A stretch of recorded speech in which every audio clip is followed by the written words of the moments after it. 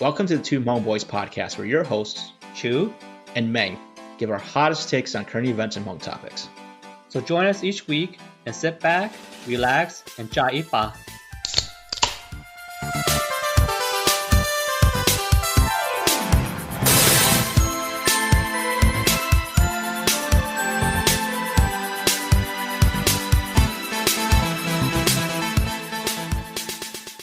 Hey y'all, welcome to our fourth episode of Two Hmong Boys.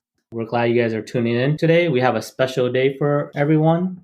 We are your hosts, Chue and Meng, and on today's show, as Chue mentioned, it's a very special day. It's Mother's Day, and so we've got a lot of content in our show today that's going to be revolving around mothers. So Chue and I participated in this great project for Mother's Day for the Storycloth Shop. You guys can check them out on Facebook, the Storycloth Shop, and it involved having our children say one thing they loved about their mothers in a video format. So when I did this with my daughter, Chue, she was like, I don't know what I love about mommy. And I'm just like, well, do your best to think of something. Like, there's got to be something you love. And then she was like, I love that mommy lets me sleep with her. I'm like, see, there you go. That's something. Because when she's with me, I don't let her sleep with me. I kind of make her sleep in her own bed. But she's a mommy's girl, so she gets her way. Because it's hard to watch porn while your kid's in bed. So what did your kids say? Well, yeah, so I had them do this yesterday, and the first thing, I have 3 kids. So boy, girl. My oldest is like 12, so he's like a preteen. So he's like close to that emo stage already. He's so awkward right now. But my 2 little ones are 6 and 7, so they're so innocent and still like genuine and honest. So I asked them, I was like, so what do you guys love about your mom? I'm going to do a video tomorrow with you guys, and we're going to send it to this thing to do for your mom, yeah. Right away, the 2 little ones, like, her food, you know? And then they're all like excited about it. I was like, what the fuck? Her food? I was like, oh man. But my oldest one was like thinking and like pondering forever. Yeah. He couldn't think of one. I was like, okay, your assignment tonight is to think of something you love about your mom. Yeah. It's not that he doesn't love his mom. He's just really weird about it. You know? You haven't raised him to be expressive about his feelings. No. I tried to be, but he's a different kid, you know. But going back to my 2 little ones, oh my God, dude, they're so funny. Like, when they said that, I like literally laugh out loud. So even my wife will admit this, but she is not a good cook at all. So, do you do most of the cooking, or does she? Hell no, dude. I do not do most of the cooking at all. Oh. You better not complain if you want to keep eating. Dude, I already know that, dude. Don't worry. My wife, we're on the same page. We have an open dialogue, you know. So we understand each other, and she even admits that she's a bad cook, you know. Which is true, because I am a better cook than her, and she will even say that. Yeah. I was just like, you guys are so stupid, dude. Like, you guys like your mom's cooking? What's wrong with you guys? Yeah. So I was just like, okay, whatever. But that's weird, because I kept thinking about it. I was like, oh my God, dude, why the fuck would they say that? And then I started thinking, I was like, I thought about all the times I asked my wife to cook for me. Even when like we're not doing anything, it's like the weekend and I don't work or anything, you know, and it's lunchtime, like, hey, can you cook us something? Yeah. And then she's like, why? What the fuck? Why don't you just do it yourself? Stop being lazy. I was like, right. What the fuck, dude? That's not the point. You know, I just want you to cook me something. And then like it made me like realize something about myself. Food and love are like synonymous, you know. They go hand in hand. But I never thought about that, you know. It's not like I like her cooking. You know, I just want her to cook for me because I feel like that's a way of her expressing her love to me. You know? So I never thought of it that way. I was like, holy shit, dude.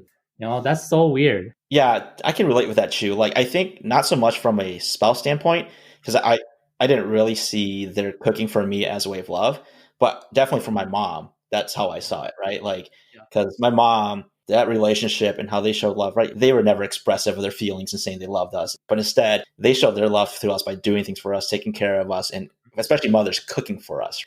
I've recently come to terms with it a little bit in terms of that's how my mom shows love, and to just accept that for what it is instead of like trying to force her, well, mom, I want you to be expressive this way to me, right? Because that's how I want it. But it's just like, you know what? That's what my mom wants to do. I just need to accept that.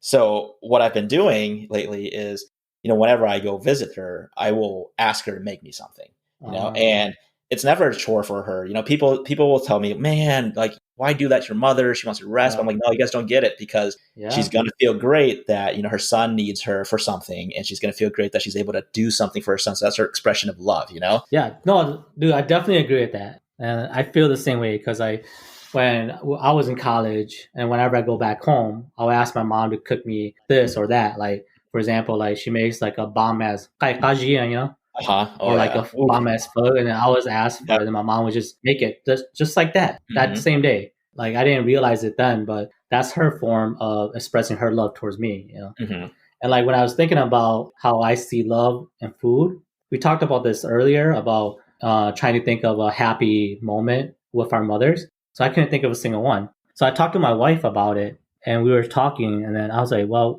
what's your fondest memory of your mom?" And then she was telling me, and I was like, everything she told me about was related to food, and I connected to food and love. That's our first understanding of our parents' love towards us. It's the food they provide for us, the food they make for us. Yeah. And I was like, damn, dude, that's fucking deep. Dude, like I even remember when I was a kid and we were in Thailand, my sisters and them would take me to the garden so my mom could feed me like breast milk. So that's love. Shut the fuck up, dude. Fuck you, dude. I don't remember, but those are real stories, though. They would always be like, my mom, because you know how mothers like to tell you stories of how much they love you, right? Yeah. And they would tell stories of like, "咪一姐嘛咪個多得低嘛，俾嘛麼後來我no that she the mommy個no就做個電視到咯." Dude, that's so funny, dude. But going back to it, so Meng, we just want to shout out our moms, so yeah. Happy Mother's Day to my mom and all the other moms out there. Yeah, so I just want to shout out my mom too, and I also want to shout out my mother-in-law. But unfortunately, she passed away last year. But still, like she was always a really good mother-in-law to me. So we always miss her, and we still love her. Yeah.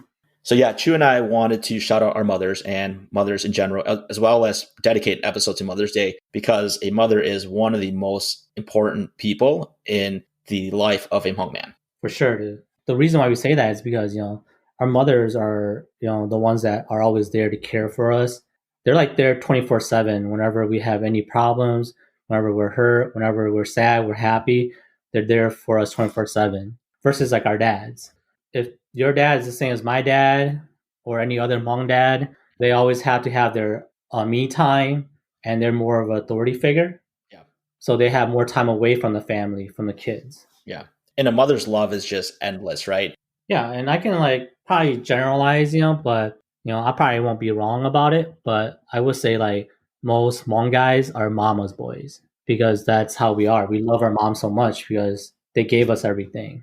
So like our relationship with them is one of our most important relationship, Mm-hmm. So building on that, Chue and I wanted to talk a little bit about how we, Hmong sons, can support our mothers in this day and age, and specifically focused on kind of the environment where relationships are now breaking down as mothers and fathers age, and Hmong men, quite frankly, are finding other priorities in their life where mothers feel left behind. I wouldn't say breaking down, like breaking down is a good term, but then maybe like another term would be like a rough patch. Sure. Like for male men, like our dads or our uncles around that age is more of like a midlife crisis or like some kind of form of that's causing them to act out in this way, which is hurting our mothers. We want to focus conversation on how we support our mothers, because there is also a conversation to be had on how we address it with our fathers, and that's a different conversation for different days. So, yeah. So Chue, why don't you start us in like your thoughts on how do we Hmong sons support our mothers as they go through this? So when this does happen, I've heard this from a friend before. He was like, if my dad cheats on my mom, I don't care, but if my mom ever cheats on my dad, fuck, she's dead to me. That's like dumb. Yeah, I was like, what? That's fucked up, dude. Don't say that, because like most of the time when this happens, the victim is really our mothers, and as a son, we should support her. We should help her, instead of like shunning her. Right, because in a lot of instances, it is the males who decide to do this. Mm-hmm. And I get it. Like, I don't want to go into the dynamics of the relationship. Like, that's not for us to say where the relationship should go between, let's say our mother or father. That's between them.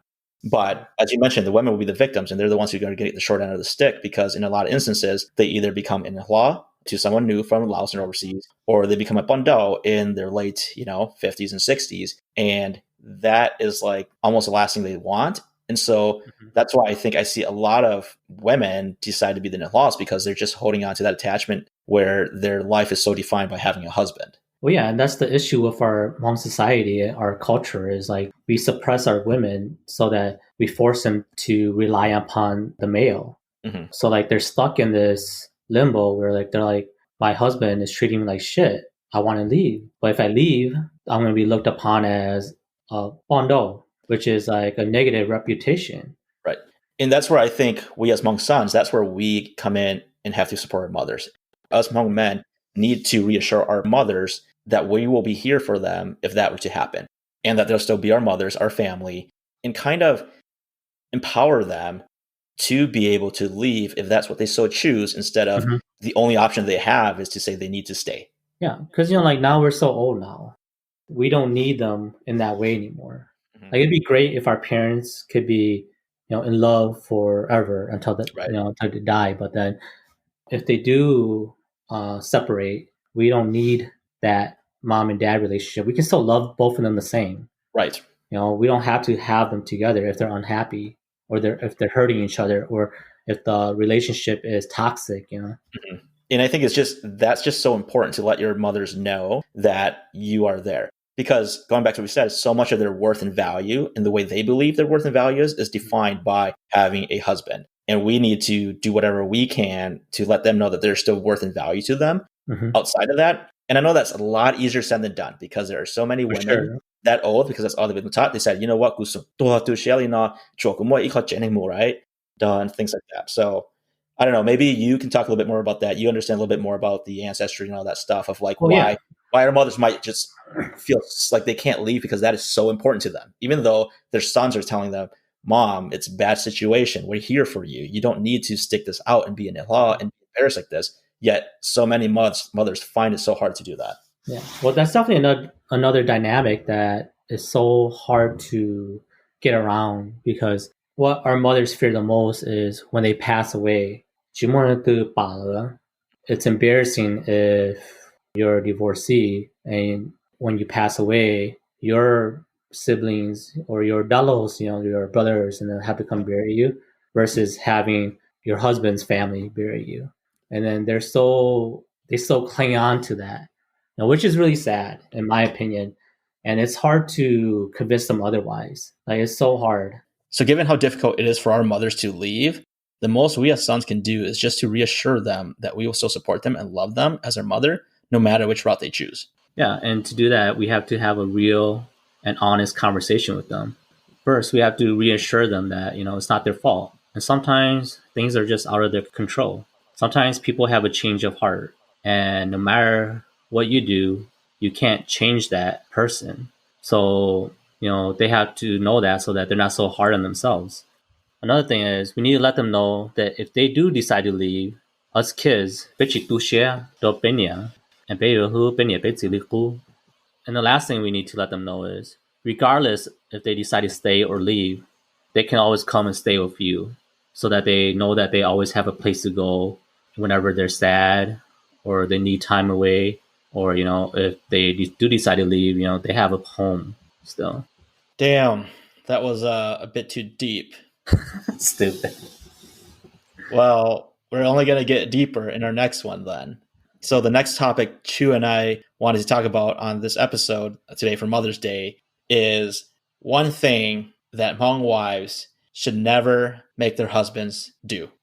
That one thing is to make your husband choose between his mother or you, his spouse. Yes. That is probably the struggle of every man in the world. I mean, unless their mother is like shit, but that's more of the exception than the norm. Yeah, so we're not talking about, the evil mother-in-law that you live with who just treats you like shit, and, you can't ever live any life of normalcy. Those are probably the exceptions more than the norm.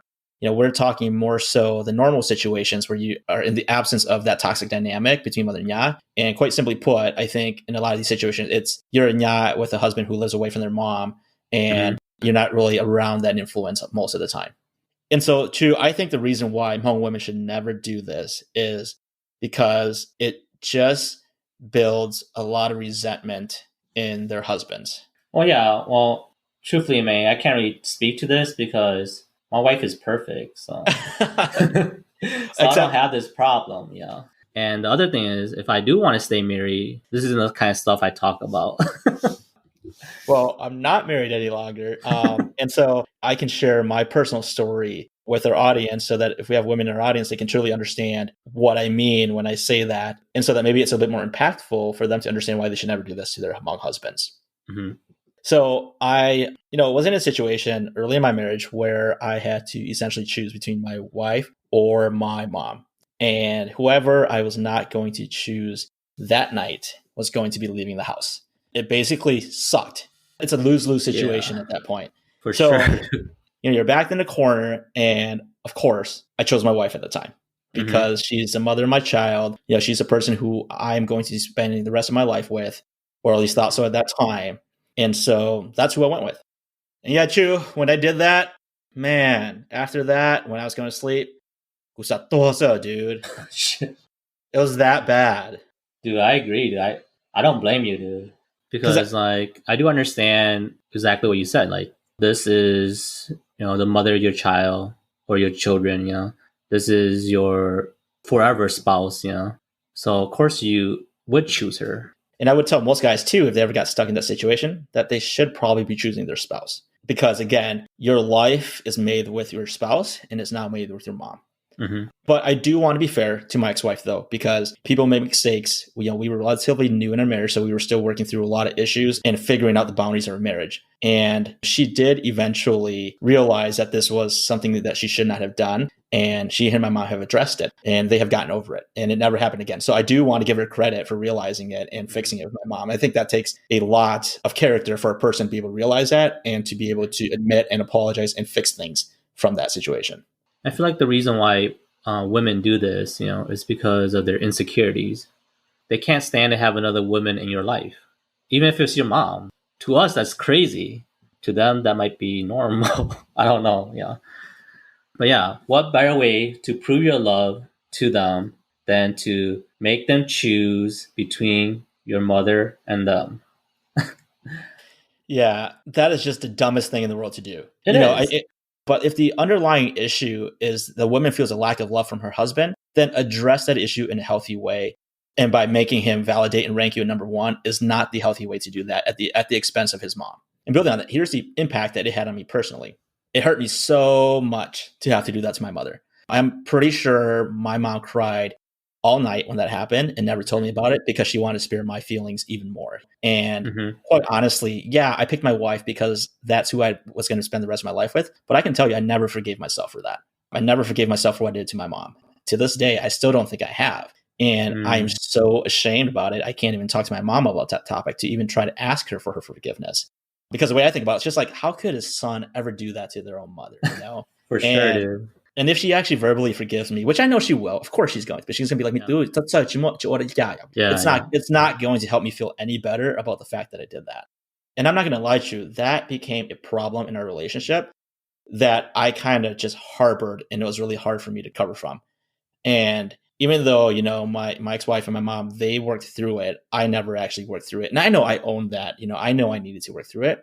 But every time I thought about that situation, I resented my ex-wife for putting me through that situation. So women, on one hand, think and feel great because a man is choosing them over their wife.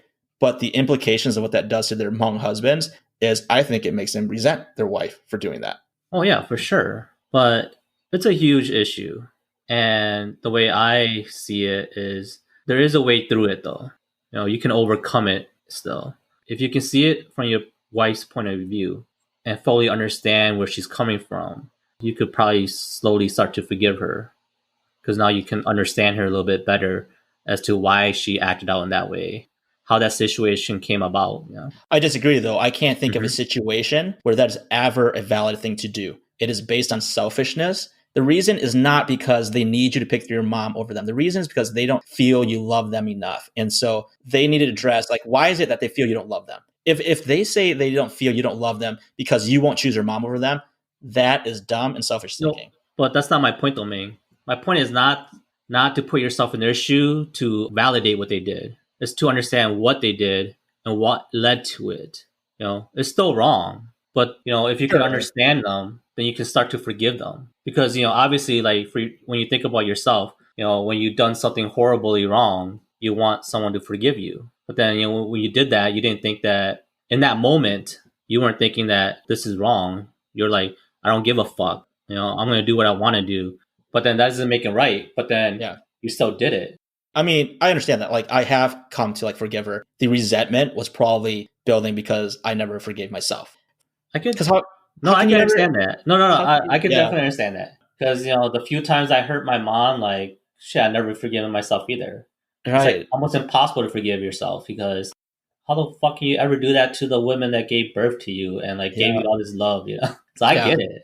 Yeah, and like you said, put yourself through their shoes, and then I just wish it goes vice versa, right? Where I think the Hmong wife has to put herself in her husband's shoes if she's going to put him in a situation like that, to understand how painful it is for him when he's forced to choose between his wife and his mom, and how it's a lose-lose for him no matter what he does.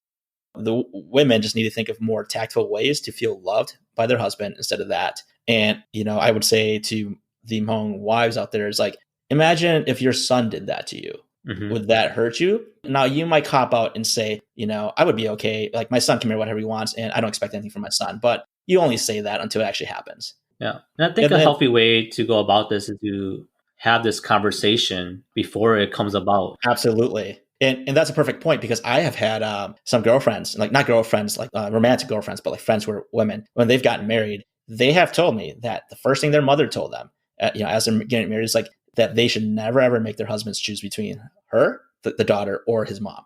And I think that's the wisdom that would be great to be instilled in all Hmong women. Yeah, but saying it and actually being in that situation is totally different.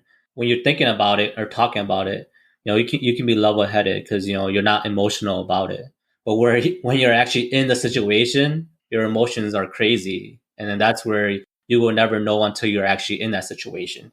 But knowing ahead of time what right or wrong is better than not knowing what right or wrong is and just be caught in that situation, right? Yeah. So my only point was, just because you talk about it doesn't mean that it's going to go perfectly how you talked about. It might not go that way. It might still go this crazy way, but at least you guys had open dialogue about it first, so you guys knew that this could be a potential problem.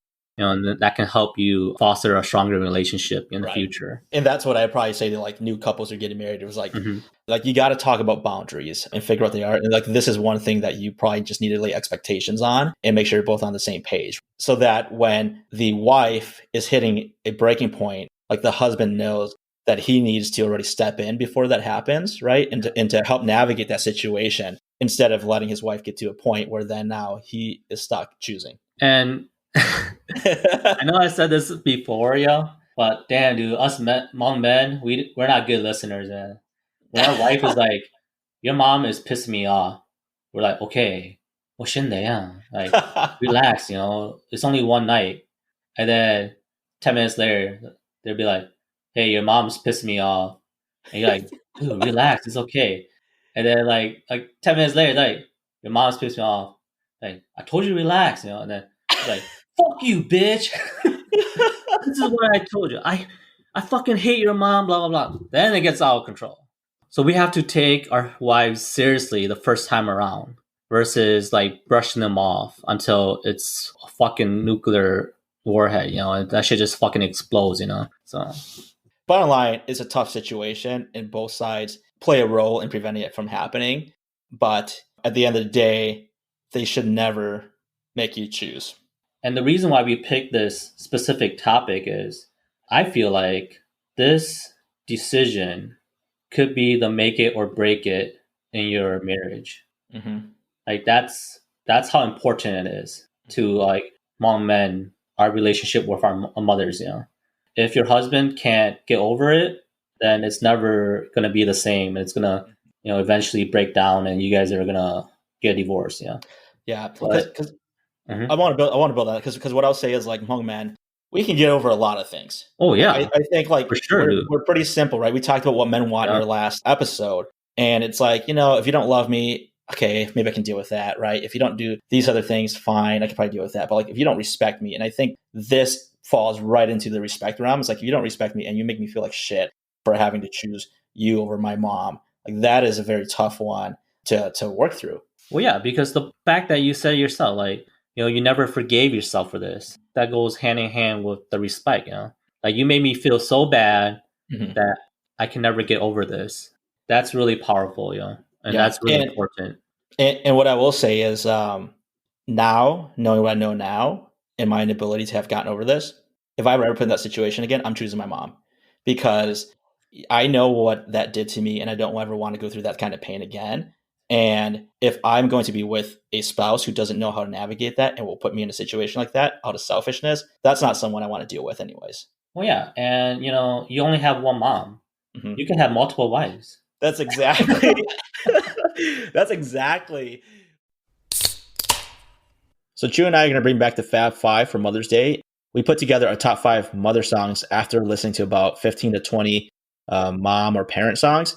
And so Chu, I will start. My number five song was Nia by Panya Zhang.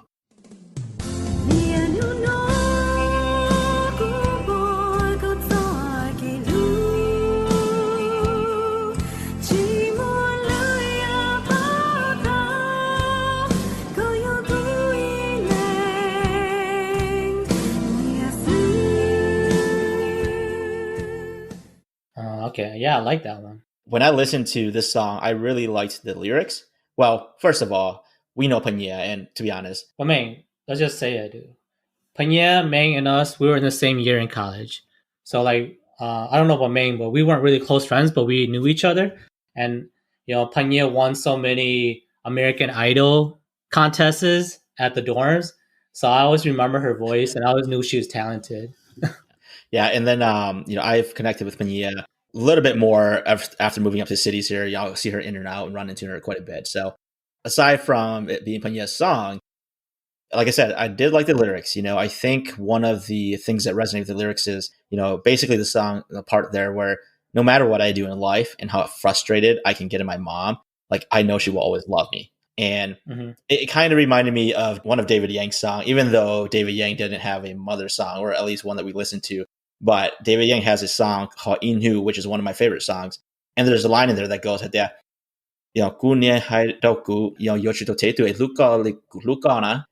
basically I like know that song, dude.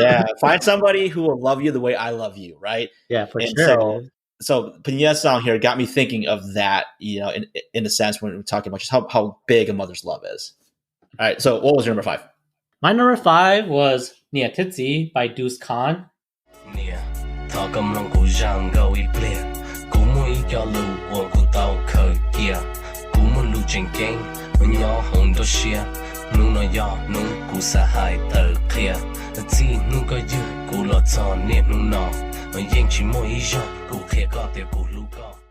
Okay. I know, like, when you listen to it, the production is kind of weak, so I don't really like the production. But then the words are so deep, like that's why like I Yeah. really like that one. Yeah, I didn't give it much of a chance because once I started listening, I'm like, I can't listen to this. The voice, the music's too loud, the voice is too low, right? So I couldn't even put the Hmm. stuff together. Well, that's funny though because I like the low voice because it kind of reminds me of an OG voice, Uh-huh. and like an OG rapper that's rare. So that's why I kind of like Deuce Khan. All right, Ming. So what's your number four? So number four was Nietitzi by Kevin Yang featuring Kenny Lee.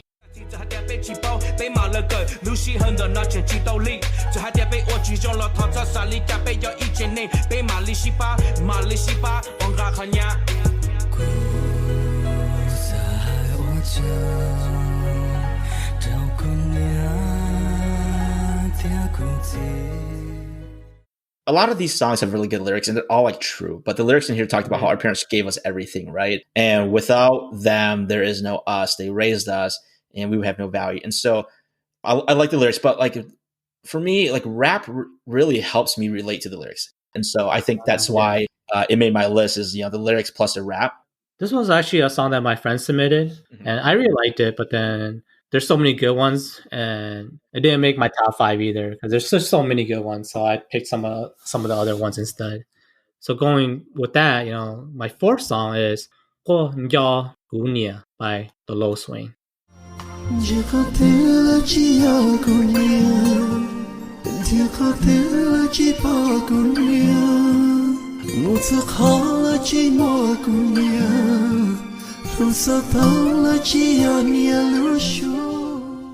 Oh damn, this song is so fucking sad, dude. The chorus when you're fucking like shit, I was like, fuck, dude, that's so fucking sad, dude. Yeah. Like it just hurt. Like it's hurt and it's so like meaningful. Like, if you ever do miss your mom, you see your mom and everything, So that's why I really like this song. Yeah, when I listened to it, I was like, oh man, this song is so sad. It didn't make my top 5 list because it talked a little bit about like your mother being gone in a sense, right? And so I'm like, I can't relate to that completely. But man, is it a sad song. Okay, so getting to number 3, I would say my top 3 were the ones that I gave a little bit more thought into because it was just kind of like, hey, which ones are really going to be the best ones? And my number 3 was Gu Hu Ne by Xiang Li. 孤影波喺地影望到用你孤獨寫咗俾 vì thầu hú sợ đông水俾人哋攞住晒落地 vì cho幾東經驗砌你只得同你記的是在約看到了殺定砌低俾到你望人攞住這路你誒孤影波定你路估 vì thầu估去要到估有到你知道波你知道計的是你多嘅我都要啲路我哋估博到啲管程到地你應路啲其實估是但托你錯啦係條路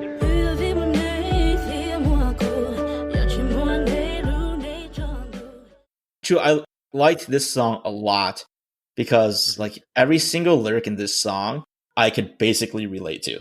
Except for the having 2 sons because I only have 1 daughter and not 2 sons. But I have 2 sons, so I can relate to that. Did your 你自己多 you can for your sons?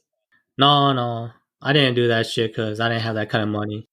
My mom and dad wanted to kill for my kids, but then I wanted to do it myself because I didn't want that burden to fall on them. Yeah. So we didn't end up killing a cow because shit, I'm not a high roller like that.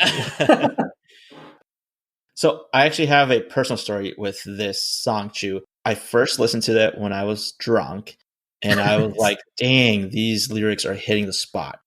And so I sent it in our Facebook Messenger chat for my family, which has my mom, my dad, and stuff in there.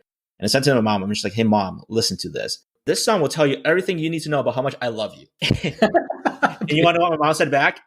What's up? It's like, I'm like, oh my gosh! Like, do you want me to say good, dude? That's good. I didn't answer. I'm like, I'm not going to say yes because I basically said everything this song says. I feel. I'm just like, oh my gosh, mom, I can't live with you. Oh my god, that's funny because it's so. That's funny. I mean, I should have just said yes to answer a question to make her feel good, but I'm just like, this is just not how our family expresses love. I'm sorry. Dude, you're such a horrible son, dude. All right, so what was number 3 for you? Okay, so number 3 is kind of like I guess a tribute or homage to my mom and dad, I guess. The song is My Hyung, Mother's Day, Ji Muok Nia.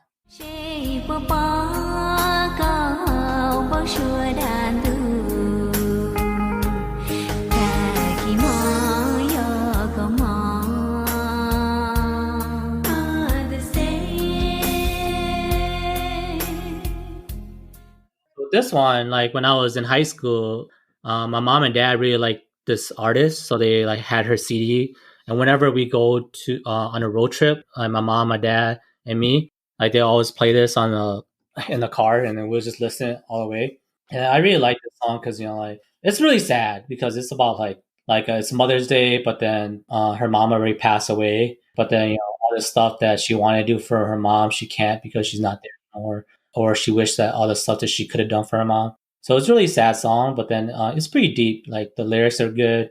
I like her voice. She does have like a older generation voice. So that's why I kind of like the song.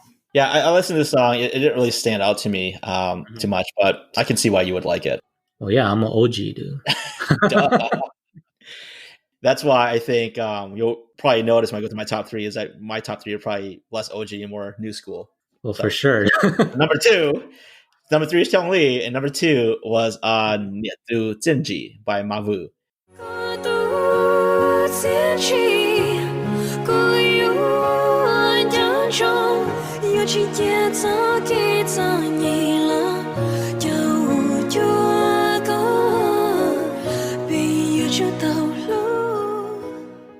This song was sad as fuck, Chu.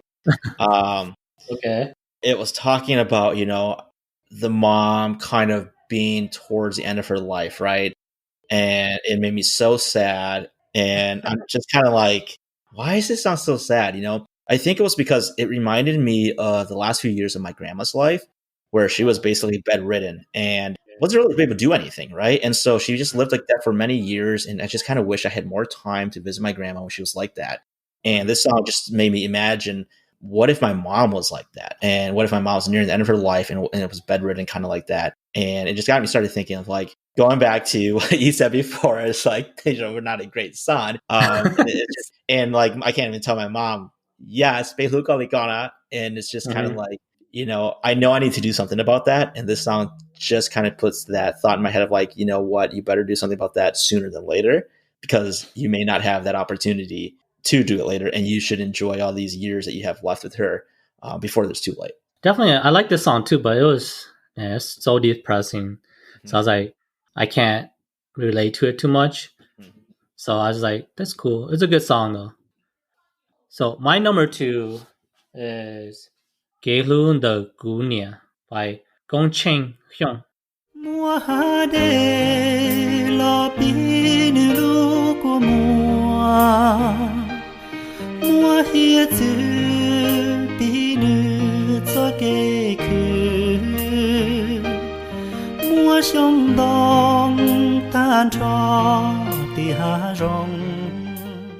If you ever listen to the song, damn, dude, this song's so fucking deep, dude. At one point, I think the chorus is comparing your mother's tears to a river, your mother's like work ethic or her ability to work to the ocean, and comparing your mother's love to every fucking forest, twig, or tree in the whole world, And I was like, damn, dude, that's fucking deep as fuck, dude. So I really like it, because it's so like meaningful. This song like made me like sad for my mom that I can't express these exact words to her, Sure. But you can just send her the song like I do and be like, Mom, listen to these words. We get to number 1s here, right? Oh, shit. All right. My number 1, well, no surprise to me, is Completion by White Shadows.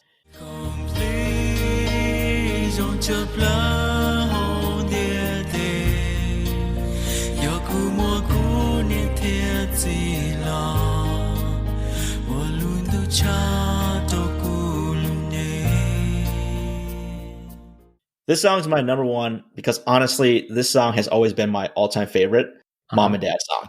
I listened to a lot of White Shadows growing up, and so I found this song a long time ago. And so they're just such a good band. I think the lyrics express absolutely everything I want to express with my parents. And again, that's why a lot of these songs resonate to me. I remember, I think we made a slideshow for my parents at some, I don't know if it was my graduation party or if it was like a Mother's Day, Father's Day thing, but we basically put a bunch of pictures together in tribute to them. And then we picked this song because that song was really meaningful to us at the time. So it's kind of unfair because that song has always been like the first song that I held on to from a mom and dad standpoint. And so that's probably why it still carries to number 1 to this day for me. Mm-hmm. Well, I like this song, but I felt that it was just, the lyrics were like really basic to me. Like they didn't have a really deep meaning.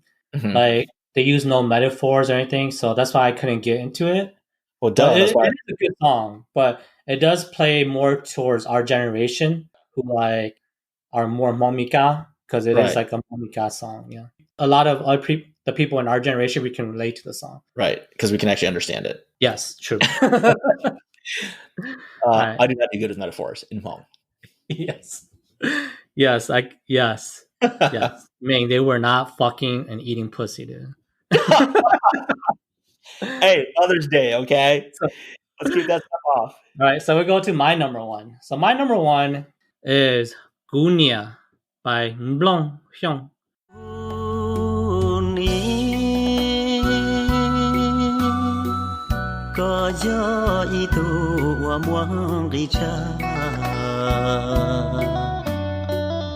có gió luôn đủ có gió đây This song is like a real OG song. Like just the beat in the beginning. Got the beat to shit, huh? You feel that? You're like, damn, dude, this shit's heavy, huh? But like the lyrics are so fucking deep. The part where, you know, in the first verse where he talks about like, damn, dude. That is so fucking deep to me. Like, whenever I listen to this song, like I start to tear up. You know, and I challenge anyone to fucking listen to this song and not tear up. You know, if you don't fucking tear up, you're not fucking human, dude. No, I'm not even fucking kidding, man. But or else either that or else you don't understand Hmong language, yeah. I was gonna say I probably didn't pick up on the lyrics and the metaphors that well because I gave it a listen. I did pick out the beat. You know, it had a good old school beat. I heard that right away. Right, it didn't make my top 5, but it was close because it had a music video and the dude's split haircut was just on fire, dude. Made me think of early 2000s. Yeah, that's what I rocked from like 6th grade till like 11th grade, man. For serious, dude, that shit was on fire back then, dude. So yeah, that's my number 1. Well, I drop in the moment, you know what I'm saying? Yeah, that's all we ride to, you know. Monk on D, baby. Yeah, that's how we do it, baby. Alright, Meng, so let's get into Hmong Nu Mong, or Triple H. So this is a really special one, because this is our first submission from a live, breathing human being. So this one is from Meng Lore, from the Minneapolis area. It goes, Dear two Hmong boys, I don't have the relationship that I want with my mother. I live 3 hours away from her, so I don't see her often. She is also very busy, and she often does not want to visit me. The biggest issue in our relationship is that my mother can be somewhat controlling, and I feel like even though I'm 34 years old now, my mother still wants to treat me like a little child and control certain aspects of my life.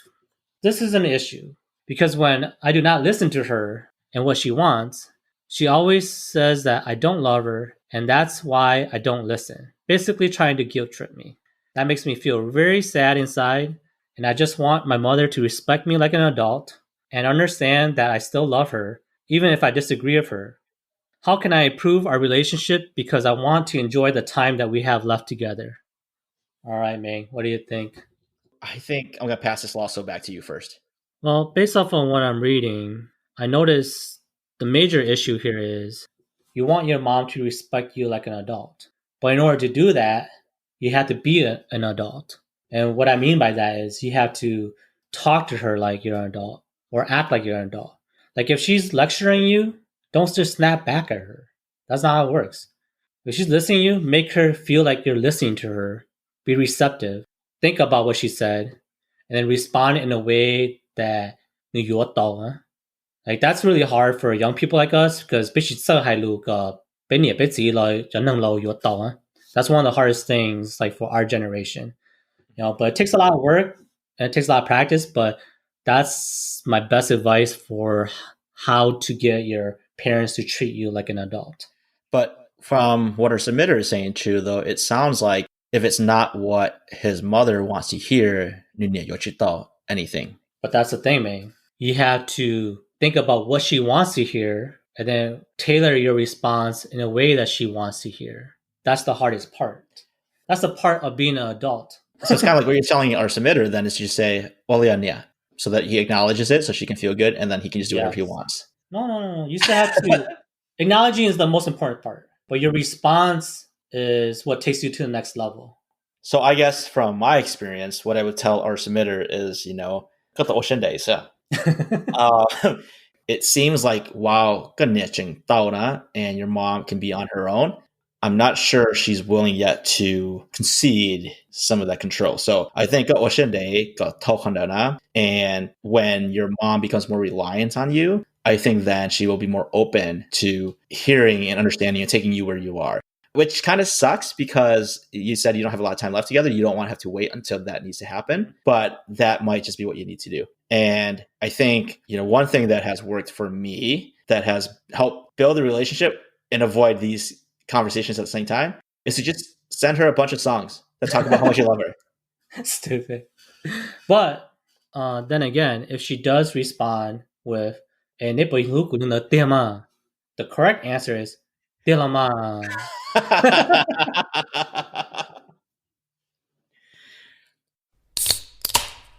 Thanks everyone for listening to our podcast. So you guys can check us out on Facebook at Two Hmong Boys, or shoot us a DM if there's any topics that you want to hear us talk about, or want to send us questions for our Hmong Hmong segment. Also subscribe to us on Apple, Spotify, and Google, and don't forget to hit that 5 stars. Tune in next week, y'all. All right, peace out, guys.